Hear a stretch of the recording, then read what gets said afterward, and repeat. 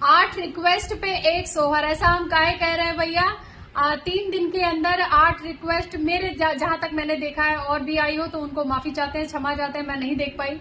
और उन सबकी रिक्वेस्ट है कि 1 सोहर आप गा दीजिए, हमारे बच्चे का बर्थडे है, मेरा बच्चा पैदा हुआ है। तो मतलब बहुत सारी रिक्वेस्ट है, और क्षमा चाहते हैं, तुरंत नहीं हो पाता, लेकिन 1 सोहर है, सुना जाए।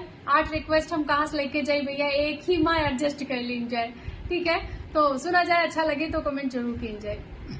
सोने ने के कजर उठाना न दे काजल, पारई न दे काजल पारई हो, भौजी कजरा बाबड़ाया ना, मोला कंगना हम लिया बाई, कंगना हम लिया बाई हो, रामायंगना से रामायंगना से बोली भाओ, जैया कंगना नाही दिया बाई, कंगना नाही दिया बाई हो।